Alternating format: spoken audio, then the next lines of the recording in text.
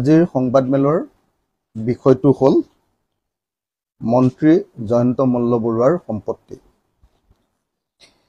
অৱশ্যে মন্ত্ৰী জয়ন্ত মল্ল বৰুৱাৰ সম্পত্তিৰ সকলো হিচাপ ইয়াত দিবৰ কাৰণে সংবাদমেলখন আয়োজন কৰা নাই। আজি অকল এটা মাটিৰ হিচাপ, এটা সম্পত্তিৰ হিচাপ দিবৰ কাৰণে এই সংবাদমেলখন আয়োজন কৰা।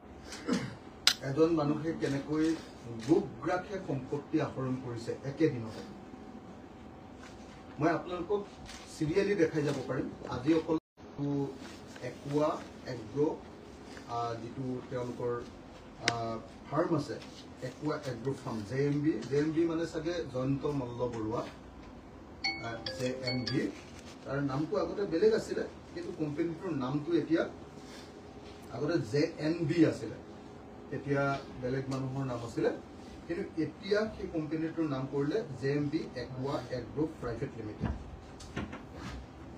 এই কোম্পানীটোৰ মেনেজিং ডাইৰেক্টৰ মানে সকলোৱে জানে আৰু আপোনালোকে আচলতে মালিক আৰু মেনেজিং ডাইৰেক্টৰ হ'ল জয়ন্ত মল্ল বৰুৱাৰ পত্নী শ্ৰীযুতা জুলি ডেকা বৰুৱা। জুলি ডেকা বৰুৱা এই কোম্পানীটোৰ CMD আৰু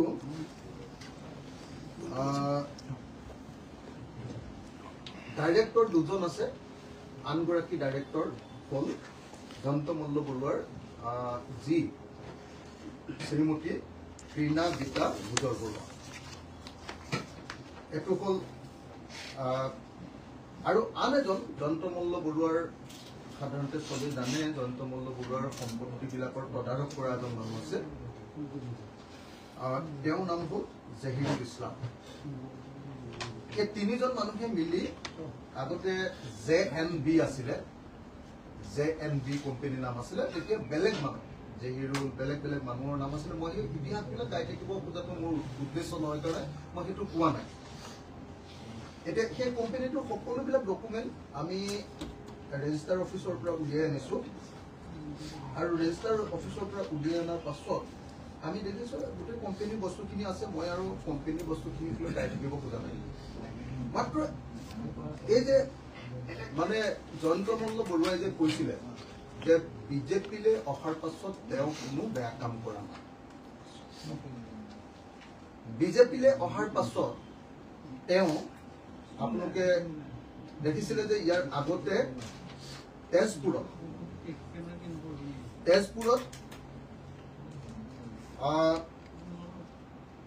কিমান মাটি কিনিছিলে আপোনালোকে দেখিছিলে।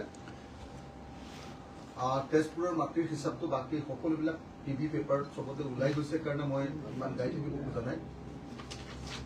কিন্তু এটা দিনতে আৰু মন্ত্ৰিত্বৰ কাৰ্যকালত এটা দিনতে আকৌ 39 বিঘা 3 কঠা 16 লেচা মাটি ৰঙিয়াৰ কুমটিবাৰীত তেওঁ ক্ৰয় কৰিছে। কুমটিবাৰীত যিটো মাটি ক্ৰয় কৰিছে জেএমবি একুৱা এগ্ৰো প্ৰাইভেট লিমিটেড, য'ৰ CMD মেনেজিং ডাইৰেক্টৰ, য'ত MD হ'ল মন্ত্ৰী পত্নী জুলি ডেকা বৰুৱা, তাত কুমটিবাৰী গাঁৱৰ পট্টা নম্বৰ 7 নম্বৰ 146, 145, 300, 302 এইকেইটা দাগ 301, 628, 626, 249 দাগ। এই দাগকেইটাত তেওঁ কিনিছে সৰ্বমুঠ মাটি 13 বিঘা 2 কঠা 17 লোচা।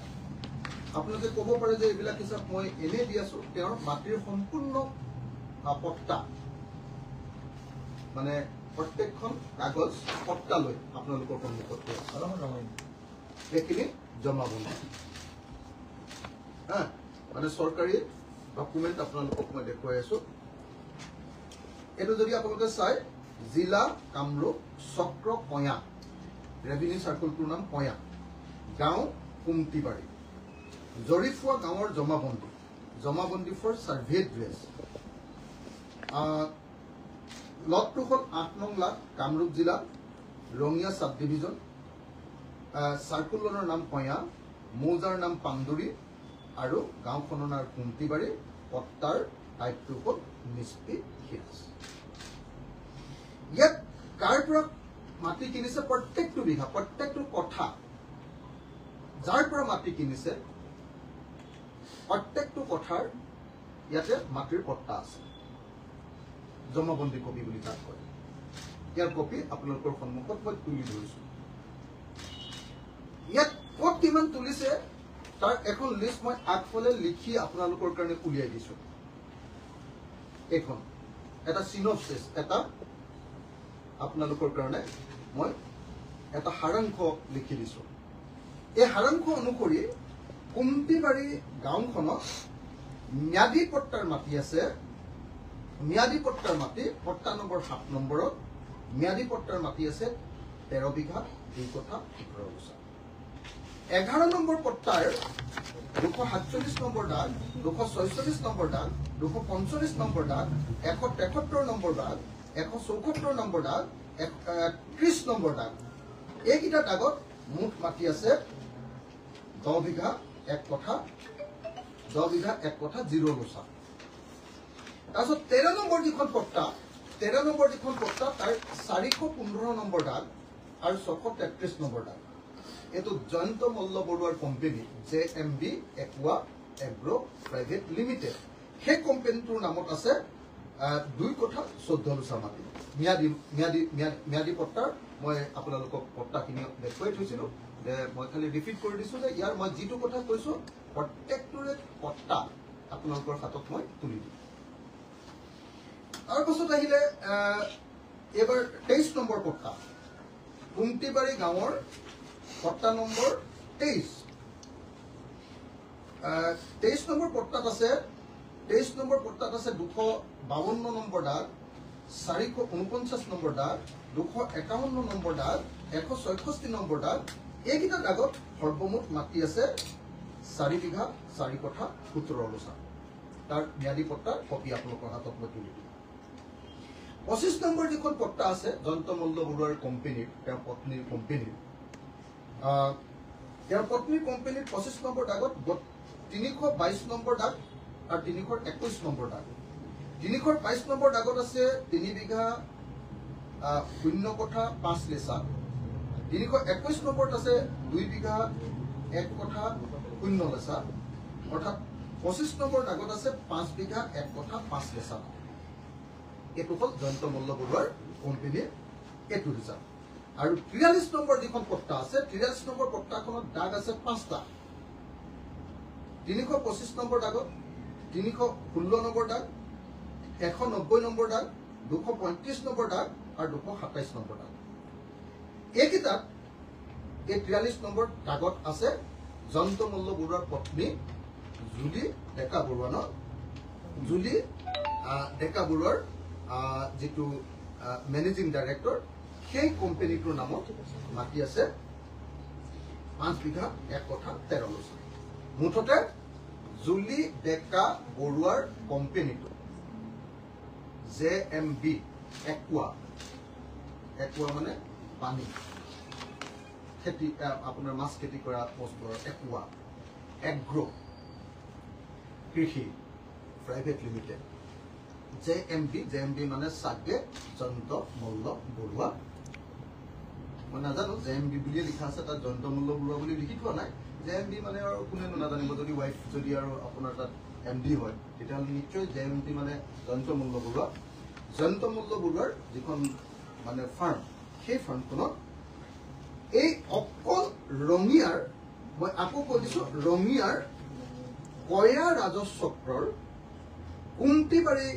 ৰাজহ গাঁৱত ম্যাদী পট্টাৰ মাটি আছে 39 বিঘা 4 কঠা 6 লেচা 39 বিঘা 3 কঠা 16 লুচা 39 বিঘা 3 কঠা 16 লুচা 39 বিঘা 3 কঠা 16 লুচা মানে প্ৰায় 40 বিঘা মাটি ম্যাদী পট্টা আছে আৰু সেই প্ৰায় 40 বিঘা মাটিৰ ম্যাদী পট্টাৰ প্ৰত্যেকখন পট্টা মই আপোনালোকৰ হাতত আজি সাংবাদিকৰ হাতত তুলি দিছো আৰু এই পত্ৰখন যদি আপুনি পঢ়ি চায় তেতিয়াহ'লে দেখিবলৈ পাব যে এটা দিনত মাত্ৰ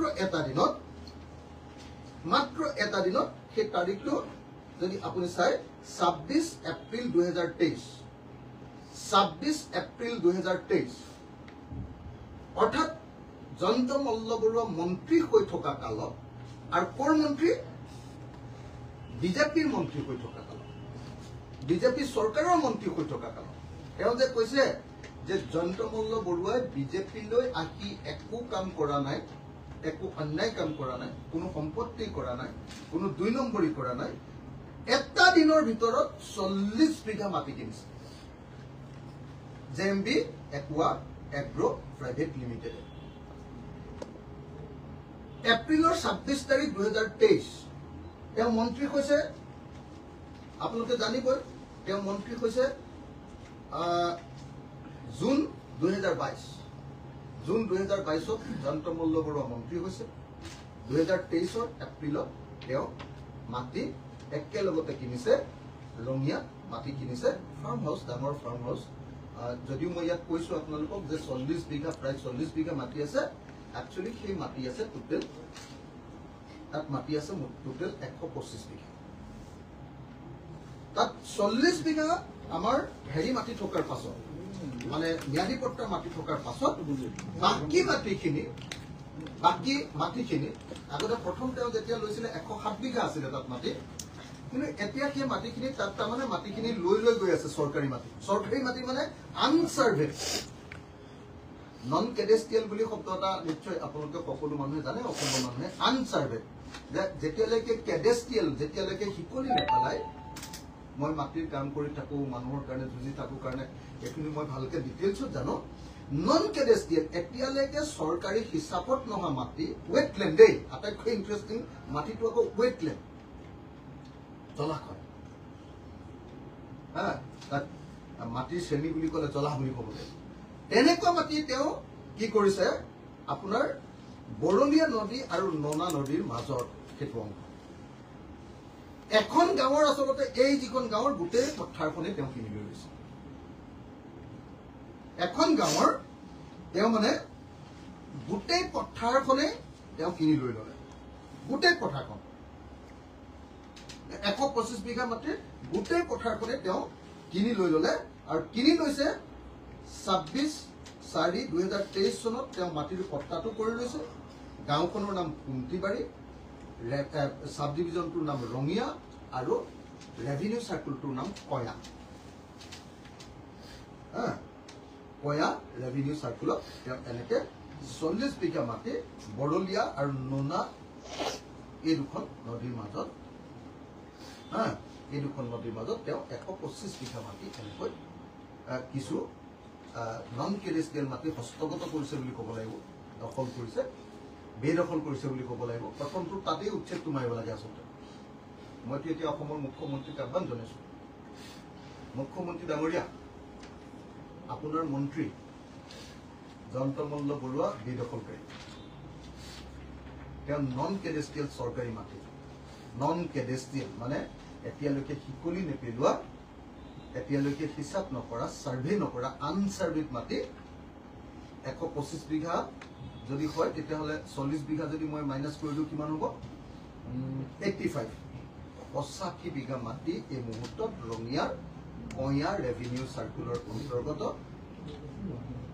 কুন্তিগাৰী গাঁৱত নোনা নদী আৰু বৰলীয়া নদীৰ মাজত তেওঁ বেদখল কৰি আছে আপুনি সৰকাৰি বেদখল কৰি থকা মানুহৰ মাটি বহুত উচ্ছেদ কৰি আছে কালি লখিমপুৰৰ শিঙিমাৰী আৰু এঙাৰখোৱা কালি আপুনি উচ্ছেদ কৰিছে আপুনি কৈ থাকে যে নহয় আপুনি অকল মুছলমান মানুহক উচ্ছেদ কৰে মিয়া মানুহক উচ্ছেদ কৰে কিন্তু কালিতো আপুনি লখিমপুৰত আমাৰ আহোম মানুহ 19 ঘৰক আপুনি উচ্ছেদ কৰি দিলে 19 ঘৰ আহোম মানুহক উচ্ছেদ কৰি দিলে মই প্ৰথমতে লখিমপুৰৰ শিঙিমাৰী গাঁৱৰ আৰু এঙাৰখোৱা গাঁৱৰ উচ্ছেদিত প্ৰত্যেকটো পৰিয়ালৰ প্ৰতি সহমৰ্মিতা প্ৰকাশ কৰিছো দুখৰ সমভাগী কৈছো আৰু অসমৰ মুখ্যমন্ত্ৰীক তেওঁলোকক অনতি বিলম্বে ক্ষতিপূৰণ সহ তেওঁলোকক বিকল্প মাটি প্ৰদান কৰিবৰ কাৰণে দাবী উত্থাপন কৰিছে। ৪৮ ঘণ্টাৰ ভিতৰত লখিমপুৰ জিলা প্ৰশাসন আৰু অসমৰ মুখ্যমন্ত্ৰীয়ে আৰু বিধায়ক মানৱ ডেকাকো সকীয়াই দিছো ৪৮ ঘণ্টাৰ ভিতৰত যাতে এই মানুহবিলাকক বিকল্প মাটি আৰু এটা ঘৰ বনাবৰ কাৰণে পইচা ঘৰ ভাঙি দিয়া হৈছে। আটাইতকৈ ডাঙৰ কথা পাৰি থোৱা কঠীয়াৰ ওপৰত আপোনাৰ জেচিবি চলাই দিছে। কালি যেতিয়া সেই দৃশ্যটো দেখিছো ফেচবুকত মানে আপোনাৰ কলিজাখন কঁপি গৈছে। অসম চৰকাৰখন যে জনগণ বিৰোধী চৰকাৰ সেইটো চাবৰ কাৰণে কেৱল লখিমপুৰৰ সেই কঠীয়াৰ ওপৰত চলোৱা যিখন বুলডোজাৰ সেইখন চাই দিলে হৈ যায়। আৰু সদায় মুখ্যমন্ত্ৰীয়ে কৈ থাকে যে খিলঞ্জীয়াক মই উচ্ছেদ নকৰোঁ। কালিতো খিলঞ্জীয়াই কান্দিলে লখিমপুৰত, কালিতো খিলঞ্জীয়াই কান্দিলে। গতিকে মই অতি সোনকালে লখিমপুৰৰ শিঙিমাৰী আৰু এঙাৰখোৱাত হোৱা উচ্ছেদৰ প্ৰত্যেকটো পৰিয়ালক ক্ষতিপূৰণ সহ ঘৰ বনাবৰ কাৰণে মাটি আৰু টকা দিবৰ কাৰণে অসমৰ মুখ্যমন্ত্ৰী বিধায়ক মানৱ ডেকা আৰু লখিমপুৰ জিলা প্ৰশাসনক দাবী জনাইছো। এতিয়া মই আপোনালোকক এতিয়া মূল বিষয়টোলৈ আকৌ ঘূৰি আহিছো। আপোনালোকক সাৰাংশ এজন মন্ত্ৰীয়ে একেদিনাৰ ভিতৰতে ২৬ এপ্ৰিল ২০২৩ তাৰিখৰ দিনা মন্ত্ৰী জয়ন্ত মল্ল বৰুৱাই ৰঙিয়া নেশ্যনেল হাইৱেৰ পৰা অলপ ভিতৰত অতি ভাল মাটি, আজিকালি ধনী মানুহবিলাকে যে ফাৰ্ম হাউচ কৰে, ফাৰ্ম হাউচ কৰিবৰ কাৰণে JMB একোৱা প্ৰাইভেট লিমিটেডৰ নামত কিনা ৩৯ বিঘা ৩ কঠা ১৬ লোচা মাটিৰ তথ্য আপোনালোকৰ সন্মুখত দাঙি ধৰিছো। এতিয়া মই আপোনালোকক ক'ব খুজিছো যে আপোনালোকে সকলোৱে জানে যে নলবাৰীখন হ'ল RSSৰ ঘাটি। নলবাৰীখন হ'ল RSSৰ ঘাটি। নলবাৰীত আমি জানো যে RSSৰ বশিষ্ঠ বুজৰ বৰুৱাৰ ঘৰ, হয়নে? আমাৰ অসমৰ RSSৰ হেড বশিষ্ঠ বুজৰ বৰুৱাৰ ঘৰ। আমি জানো যে উমেশ চক্ৰৱৰ্তীৰ ঘৰ, ভূপেশ শৰ্মাৰ ঘৰ RSSৰ একদম বাঘা বাঘা নেতাবিলাকৰ ঘৰ। যি RSSে কৈ থাকে যে তেওঁলোকে স্বচ্ছ নিকাহ প্ৰশাসন তৈয়াৰ কৰিবৰ কাৰণে কাম কৰে, হিন্দু ৰাষ্ট্ৰ বা ৰাম ৰাজ্য প্ৰতিষ্ঠা কৰিবৰ কাৰণে কাম কৰে, সেই ৰাম ৰাজ্যৰ প্ৰতিনিধি, ৰাম ৰাজ্য বনোৱাৰ কাৰণে তেওঁলোকে যাক দিছে, সেই ৰাম ৰাজ্যৰ অসমৰ প্ৰতিনিধি জয়ন্ত মল্ল বৰুৱাই একেদিনাৰ ভিতৰতে ৩৯ বিঘা ৩ কঠা ১৬ লেচা মাটি ম্যাদী পট্টা একেদিনাৰ ভিতৰতে কৰিছে। আৰু তাত ১২৫ বিঘা মাটি মানে ৮৫ বিঘা মাটি তেওঁ আনৰ পৰা জব্দ কৰি লৈছে, বা চৰকাৰী মাটি হয়তো মানুহে খেতি কৰি আছিলে, পইচা চইচা দি হয়তো তেওঁ লৈ লৈছে, কিন্তু চৰকাৰী আনচাৰ্ভেড লেণ্ড বেদখল কৰি ৰাখিছে ৮৫ বিঘা মাটি। এতিয়া মই বশিষ্ঠ বুজৰ বৰুৱা ডাঙৰীয়া অনুৰোধ কৰিব পাৰোনে যে আপোনাৰ ৰাম ৰাজ্যৰ এই যিজন ৰাৱণ, সেই ৰাৱণৰ ওপৰত কিবা একশ্যন হ'বনে? যি সময়ত অসমৰ মহিলাসকলৰ ওপৰত ১২৫০ টকা দিম বুলি আৰু আত্মসহায়ক গোটৰ মানুহবিলাকক টকা ১০,০০০ দিম বুলি অসমৰ মুখ্যমন্ত্ৰীয়ে একেবাৰে সাপৰ খেল দেখুওৱাৰ নিচিনাকে মহাবিষ্ট কৰি ৰাখিছে। সেই সময়ত আপোনাৰ মন্ত্ৰী জয়ন্ত মল্ল বৰুৱাই, যি বিজেপি চৰকাৰৰ দিনত বোলে কোনো ধৰণৰ সম্পত্তি কৰা নাই, কোনো ধৰণৰ বেয়া কাম কৰা নাই, কোনো ধৰণৰ অবৈধ কাম কাজ কৰা নাই, একেদিনৰ ভিতৰত 40 বিঘা মাটি কিনিবৰ কাৰণে আৰু তাত বিশাল আকাৰৰ ফাৰ্ম হাউচ কৰিবৰ কাৰণে ক'ত টকা পালে?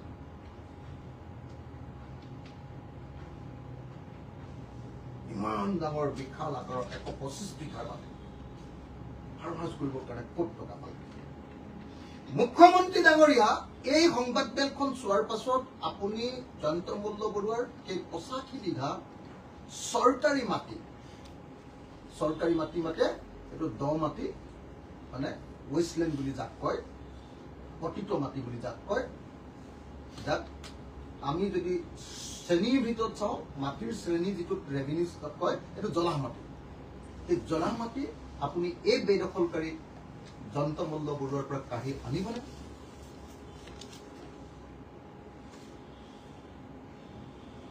মই ভাবো যে বশিষ্ঠ গুজৰ বৰুৱা, উমেশ চক্ৰৱৰ্তী, ভূপেশ শৰ্মা এওঁলোকে এবাৰ মুখ খোলক। RSS হিন্দু ৰাষ্ট্ৰ ৰাম ৰাজ্য প্ৰতিষ্ঠা কৰিবৰ কাৰণে বোলে তেওঁলোক আহিছে। তেওঁলোকৰ ৰাম ৰাজ্যৰ প্ৰতিনিধি, যাক সেই ৰাম ৰাজ্য প্ৰতিষ্ঠা কৰিবৰ কাৰণে দিছে, তেওঁলোকৰ প্ৰতিনিধিবিলাকে বুক ৰাখে। মইতো আজি অকল আপোনালোকক 40 বিঘা মাটি দিছো। মই এই প্ৰেছ মিটখন কালি আকৌ 11টা বজাত পাতি দিম আপোনালোকক। কালি আপোনালোকক মই এনেকে পাতি থাকিলে কমেও মই 15 দিন একেৰাহে প্ৰেছ মিট পাতি থাকিব লাগিব। মোৰ লগত যিখিনি ডকুমেণ্ট আহি আছে, আৰু মই অসমৰ ৰাইজকো জনাব খোজো যে জয়ন্ত মল্ল বৰুৱাই য'ত য'ত প্ৰপাৰ্টি কৰিছে, আপোনালোকে মোৰ ফোন নাম্বাৰটোত হোৱাটছএপত আপোনালোকে তথ্যখিনি দি দিয়ক। মোৰ লগততো যথেষ্ট আহি গৈছে। কাইলৈ আকৌ এটা নতুন প্ৰেছ মিট দি দিম আপোনালোকৰ সন্মুখত। কাইলৈ 11টা বজাত আহিব। মই আৰু এটা আপোনালোকক একেদিনৰ ভিতৰতে কেনেকৈ প্ৰপাৰ্টি কৰিছে আকৌ দি দিম।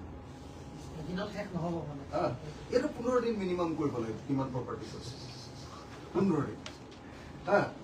তো মই কাইলৈ আপোনালোকক দি দিম।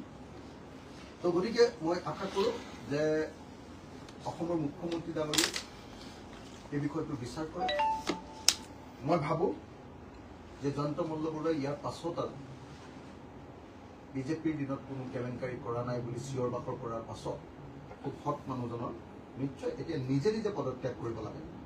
আৰু যদি স্বইচ্ছাই পদত্যাগ নকৰে, অসমৰ মুখ্যমন্ত্ৰী জয়ন্ত মল্ল বৰুৱাক খেদি দিব লাগে। কথা চিনা। আৰু যদি নিদিয়ে, তেতিয়াহ'লে জানিব লাগিব যে হিমন্ত বিশ্ব শৰ্মাই নিজৰ গাত আকৌ চেকা পৰিবগে বুলি, তেওঁ নিজৰ গাটো উল্টো পৰিবগে বুলি ভাবিহে তেওঁ প্ৰত্যাখ্যান জনাব। তেওঁ শুনিবৰ পিছত কম। এতিয়া মই আপোনালোকক এটা কথা কৈছো, এই বিজেপিয়ে যে ইমান ডাইলগ মাৰি থাকে, নেহি খাওঁগা খানে নেহি দুংগা, এই পাৰ্টিৰ খানে নেহি দুংগা পাৰ্টিৰ এই পাৰ্টিৰ মানুহে যি শ্যামাপ্ৰসাদ মুখাৰ্জী, দীনদয়াল উপাধ্যায়, অটল বিহাৰী বাজপেয়ী, তেওঁলোকৰ কথা সদায় কৈ থাকে। তেওঁলোকৰ কি বুলি কয়, কি সমাজ প্ৰতিষ্ঠা কৰাৰ কথা কয় তেওঁলোকে, কিবা এটা নাম আছে নহয় তেওঁলোকৰ, পাহৰি গ'লো। তেওঁলোকে যি সমাজ প্ৰতিষ্ঠা কৰাৰ কথা কয়, সেই সমাজত কংগ্ৰেছৰ দিনত 15 বছৰ লুটি পুটি খোৱা আটাইতকৈ দুষ্ট মানুহকেইটা,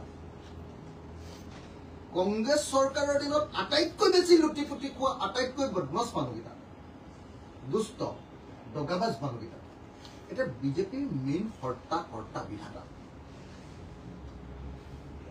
তাৰ পাছত তেওঁলোকে দীনদয়াল উপাধ্যায়, শ্যামাপ্ৰসাদ মুখাৰ্জী, অটল বিহাৰী বাজপেয়ীৰ নামটো কেনেকে মুখত লৈ থাকে মই কিন্তু আচৰিত পাওঁ। তেওঁলোকে কেনেকে হিন্দু ৰাজ্য, হিন্দু ৰাষ্ট্ৰ, ৰাম ৰাজ্যৰ কথাৰ নামটো কেনেকে লৈ থাকে এই দগাবাজ বিলাকক লৈ, এইখিনি মই আচৰিত। এইবিলাক কৰাৰ আচলতে তেওঁলোকৰ নৈতিক অধিকাৰ আছেনে? মই আজি আপোনালোকক অকল 40 বিঘাৰ ডকুমেণ্ট দিলো, বাকীবিলাকতো ডকুমেণ্ট দিবই নোৱাৰো 125 বিঘা মাটিৰ, কাৰণ সেই 125 বিঘা মাটি আনচাৰ্ভেড লেণ্ড, নন কেডেষ্ট্ৰিয়েল মাটি। সেই মাটি অন্যায়ভাৱে দখল কৰিছে। গতিকে সেই মাটিৰ ওপৰত উচ্ছেদ বিচাৰোঁ। হিমন্ত বিশ্ব শৰ্মাৰ প্ৰথম আচলতে বুলডোজাৰখন যাব লাগে জয়ন্ত মল্লবৰুৱাৰ সেই 85 বিঘা চৰকাৰী মাটিৰ ওপৰত। তাৰ পাছত তেওঁ বেলেগৰ ওপৰত এইখন উচ্ছেদ চলোৱা বুলডোজাৰখন তেওঁ বেলেগৰ ওপৰত তাৰ পাছতহে আচলতে পঠিয়াবলৈ তেওঁৰ নৈতিকতা থাকে। মই আশা কৰিব পাৰোঁনে মুখ্যমন্ত্ৰী ডাঙৰীয়া যে অহা 24 ঘণ্টাৰ ভিতৰত জয়ন্ত মল্লবৰুৱাৰ সেই 85,000 মাটি উলিয়াই লৈ আপুনি তাতে এটা ইণ্ডাষ্ট্ৰী কৰক, এটা MSME কৰি ল'ব। যদি MSME নকৰে দুখীয়া মানুহক আপুনি খিলঞ্জীয়া মানুহক মাটিৰ পট্টা দিয়ক, মাটি দিয়ক, খুব ভাল হ'ব। নহ'লেও সেইটো জলাশয় ৰূপে ৰাখি প্ৰকৃতিক ভাৰসাম্য ৰক্ষা কৰক আপুনি। কিয় তাত ৱাল মাৰি জয়ন্ত মল্লবৰুৱাক সেই 125 বিঘা মাটি ল'বলৈ দিছে? এই বাৰু 40 বিঘা মাটিৰ বাৰু আপুনি এইটোৰ ওপৰত এনকুৱাৰী কৰি ক'ত পইচা পালে সেইটো বাৰু আপুনি কৰিব। কিন্তু এই যে বাকী 85 বিঘা মাটি যে তেওঁ দখল কৰি আছে বেদখলকাৰী, জয়ন্ত মল্লবৰুৱা আজিৰ দিনত বেদখলকাৰী। এই বেদখলকাৰী জয়ন্ত মল্লবৰুৱাক মন্ত্ৰীসভাৰ পৰা খেদিবলৈ মুখ্যমন্ত্ৰীয়ে ইমান যে হাজাৰ হাজাৰ লাখ লাখ মানুহক উচ্ছেদ কৰি আছে। আজি বোলে ধুবুৰী, আজি বোলে গোৱালপাৰা, আজি বোলে আপোনাৰ আমাৰ ট্ৰাইবেল মানুহবিলাক ৰাভা হাছং, আজি বোলে আপোনাৰ BTAD, আজি বোলে আমাৰ কাৰ্বি আংলং, আজি বোলে আমাৰ লখিমপুৰৰ আহোম মানুহ। আৰু এই কাৰ্বি মানুহক উচ্ছেদ কৰে, বড়ো মানুহক উচ্ছেদ কৰে, ৰাভা মানুহক উচ্ছেদ কৰে। আৰু এই ৰাভা অঞ্চলত থকা সকলো জনগোষ্ঠীৰ মানুহ, সকলো জনগোষ্ঠীৰ অসমৰ খিলঞ্জীয়া মানুহ, আৰু আজি লখিমপুৰত আহোম জনগোষ্ঠীৰ মানুহ, এইবিলাক মানুহৰ ওপৰত অনবৰতে বুলডোজাৰ চলাই থকা অসমৰ মুখ্যমন্ত্ৰীয়ে এতিয়া বেদখলকাৰী জয়ন্ত মল্লবৰুৱাৰ এই 85,000 মাটিৰ ওপৰত তেওঁ বুলডোজাৰ চলাবনে? মুখ্যমন্ত্ৰী মহোদয়, আজি মই আপোনালোকক 26/4/2023 তাৰিখে জয়ন্ত মল্লবৰুৱাৰ পৰিয়ালে কিনা তেওঁৰ কোম্পানীয়ে JMB মানে Jayanta Mallabaruah একুৱা private limited, একুৱা agro private লিমিটেডে কিনা 40 বিঘা মাটি 26 এপ্ৰিল তাৰিখে দিনা কিনাটো দেখো। একেদিনাই গুৱাহাটীত কিমান মাটি কিনিছে মই আপোনালোকক কালি দেখুৱাই দিম। একেদিনাই 26 এপ্ৰিল 2023 দিনা এদিনত একেদিনাই কাইলৈ হয়তো আপোনালোকক কি ভয়াবহভাৱে এই বিজেপিৰ মন্ত্ৰীবিলাকে গুপ ৰাখে মানুহৰ পৰা লুণ্ঠন কৰিছে, গুপ ৰাখে। একেদিনা 26 এপ্ৰিল 2023, 26 এপ্ৰিল 2023 মন্ত্ৰী হৈ আছিলে। কোনোবাই উল্টা কথা কবলৈ আছে যদি এতিয়াই কৈ ল'ব লাগে। 26 এপ্ৰিল 2023 জয়ন্ত মল্লবৰুৱাইটো মন্ত্ৰী হৈ আছিলে। জুনৰ 2022 জুনত তেওঁ মন্ত্ৰী হৈছিলে। 26 এপ্ৰিলত তেওঁ 40 বিঘা মাটি কিনিছে। গুৱাহাটীত কিমান মাটি কিনিছে আৰু কি বনাইছে, কি কৰিছে মই আপোনালোকক কাইলৈ দি দিম। সেই দিনটোত একেদিনত একেজন মন্ত্ৰীয়ে একেটা দিনত গুৱাহাটীত কি মাটি কিনিছে আৰু কি কৰি আছে আপোনালোকক মই কাইলৈ ভালকে দিম।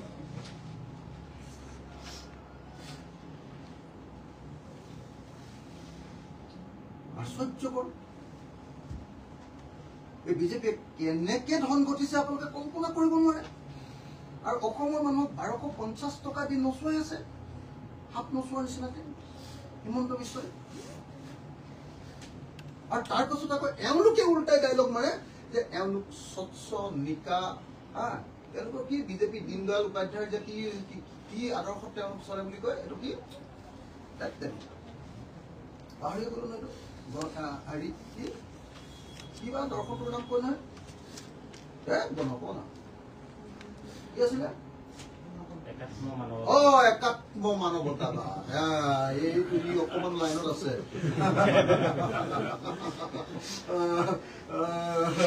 আমাৰ একাত্ম মানৱতাবাদ, এই একাত্ম মানৱতাবাদৰ কথা। একাত্ম মানৱতাবাদ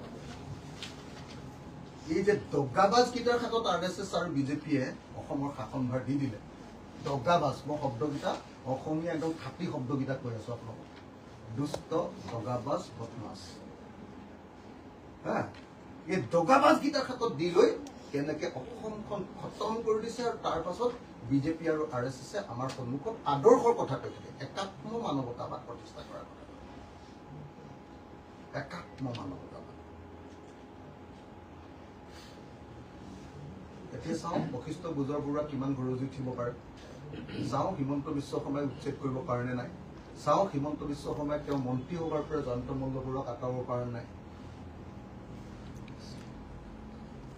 দেখা যাওক ধন্যবাদ আৰু কাইলৈ একেটা সময়তে কাইলৈ 11টা বজাত আৰু এখন প্ৰেছ কনফাৰেন্স দিম সদায় দি থাকিব পাৰোঁ কিন্তু মোৰ সময় নাই মই মাৰ কাৰণেহে গুৱাহাটীলৈ আহিছো নহ'লে মোৰ সময় নাই এই সমগ্ৰ বিষয়টোতো মুখ্যমন্ত্ৰীয়ে কয় যে আজি মন্ত্ৰী আছে কাইলৈ নাই গতিকে এইটো চলিব কেনেকুৱা মানে আজি বেছিকে কৈ নিদিওঁ আজি বেলেগত ফ'কাছ নিদিওঁ আজি অকল জয়ন্ত মল্ল বৰুৱাৰ প্ৰপাৰ্টি আৰু কি কৰিছে সেইটো কৈ থৈছো আৰু লগত লখিমপুৰৰ উচ্ছেদটো আৰু অসমৰ ওপৰত চলোৱা উচ্ছেদৰ ওপৰত কৈছো লখিমপুৰৰ উচ্ছেদৰ মানুহবিলাকক 48 ঘণ্টাৰ ভিতৰত ক্ষতিপূৰণ দিবলৈ কৈছো নহ'লে আমি ধৰিব লাগিব সেইকাৰণে এটা সময় দি দিছো তো আৰু মই একদম মানে আৰু এটা টেঙৰ বস্তু আমাৰ কি নাম এইটো আমাৰ ডেকা লখিমপুৰ MLA আৰু এটা মানৱ কি একাত্ম মানৱতাবাদী মানৱ ডেকা তেওঁকো আমি সকীয়াই দিছো যে আপুনি লখিমপুৰৰ ভূমিহীন সেই আমাৰ খিলঞ্জীয়া অখিলঞ্জীয়া যি আছে অসমীয়া মানুহ যি আছে আৰু যি মানুহ চবকে তাতে কালি আহোম মানুহকেইজনে যেনেকে কান্দিছে এগৰাকী আহোম মহিলাই যেতিয়া হেংদাংখন লৈ ঘৰৰ ভাঙি দিবলৈ লগতে হেংদাংখন লৈ যে ওলাই গৈছে আপুনি দৃশ্যটো চাবচোন যি হেংদাঙেৰে আহোমে অসমীয়াই লাচিত বৰফুকনে আমাৰ মোগলক 17 বাৰ খেদি দিলে আৰু সেই মোগলক 17 বাৰ খেদাটোৱে বিজেপিৰ মেইন এটা পলিটিকেল শ্লোগান শৰাইঘাটৰ ৰং সেই আহোমক কালি 19টা পৰিয়ালক চুচুম্ম কৰি দিছে কঠিয়াৰ ওপৰত বুলডোজাৰ চলাইছে তাৰ পাছত আচলতে মুখ্যমন্ত্ৰীৰ লাজ আছে নে নাই সেই কথাটো মই ক'লো আৰু 48 ঘণ্টাৰ ভিতৰত এই পৰিয়ালবিলাকক মাতি আৰু পইচা দিবৰ কাৰণে দাবী জনাইছো নহ'লে আমি সোমাব লাগিব কথা আমি সোমাব লাগিব ধন্যবাদ মোৰ বেলেগ এটা বিষয় আছে এতিয়া যদি RTI কৰ্মী আমাৰ সাংবাদিক বিমলনাথক আক্ৰমণ কৰি পেলাই এতিয়া পলাই আছে গোটেই বিষয়টোত সন্মান আপোনাৰ প্ৰতিক্ৰিয়া মানে দিলীপ নাথক মই জেলত লগ পাইছিলোঁ মই যেতিয়া কা আন্দোলনত দীৰ্ঘদিন ধৰি প্ৰায় দুবছৰ জেলত আছিলোঁ তেতিয়া দিলীপ নাথক পাইছিলোঁ তেওঁ আৰু হেৰি একেলগতে জেলত সোমাইছিলে আৰু এজন RTI কৰ্মী যুদ্ধৰ 2 নম্বৰীয়া এজন হয় এওঁলোকে একেলগতে জেলত সোমাইছিলে কিবা এটা কেছত তেওঁক মই লগ পাইছিলোঁ দিলীপ নাথে কিছুমান বস্তু উলিয়াই থাকে সমাজখনত RTI কৰি বেয়া নহয় ভাল বস্তুৱে উলিয়াই গতিকে দিলীপ নাথে যিবিলাক RTI ডকুমেণ্ট উলিয়াই সেইবিলাকৰ প্ৰতি মোৰ পুৰা সমৰ্থন আছে মই সেইকাৰণে কেতিয়াবা কেতিয়াবা তেওঁৰ লগত মোৰ ফোনত যোগাযোগ হয় কিন্তু মানে দিলীপ নাথৰ ল'ৰাই যদি আচলতে আমাৰ MB24ৰ মানুহক আক্ৰমণ কৰিছে তেতিয়াহ'লেতো মই সেইটো জনা নাছিলোঁ আজি গম পালোঁ সেইটোতো ভয়াৱহ আৰু মই অতি সোনকালে অসম চৰকাৰক এই যি আক্ৰমণকাৰী তেওঁক গ্ৰেপ্তাৰ কৰিবৰ কাৰণে আহ্বান জনাইছোঁ আমাৰ বিমল নাথক সাংবাদিক বিমল নাথৰ প্ৰতি মই সেইদিনা নিজে চাপোৰ্টো দিছিলোঁ বিমল নাথক আক্ৰমণকাৰীক মই গ্ৰেপ্তাৰ কৰিবলৈ আহ্বান জনাইছোঁ কিন্তু তেওঁৰ দেউতাক দিলীপ নাথে যিধৰণে চৰকাৰৰ বিৰুদ্ধে RTI ডকুমেণ্টখিনি উলিয়াই আছে তাৰ কাৰণে দিলীপ নাথক আকৌ গ্ৰেপ্তাৰ কৰিবৰ কাৰণে খেদি ফুৰা কথাটো কেতিয়াও গতিকে দিলীপ নাথক পক্ষত মই আছোঁ কিন্তু তেওঁৰ পুতেকে আক্ৰমণ কৰিছে তেওঁক গ্ৰেপ্তাৰ কৰিব লাগে ইমিডিয়েট মিত্ৰতাৰ কথাটো যিটো মিত্ৰতা আজি নাই নিউজ লাইভে আপোন মিত্ৰতাৰ কথা উলিয়ালে